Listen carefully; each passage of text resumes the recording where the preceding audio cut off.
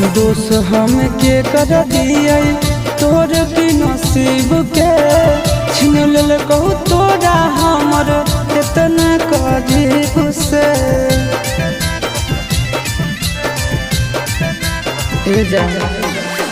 दोष हम के कर दिए तोर की नसीब के छीन लेल कहू तोरा हमर इतना करीब से। सीधे कर जबा हमर जनता कमार के गे, सीधे कर जबा हमर जनता कमार के गे। बैठी हो बड़ाबा में गाड़ के गे, बैठी हो बड़ाबा में गाड़ के गे।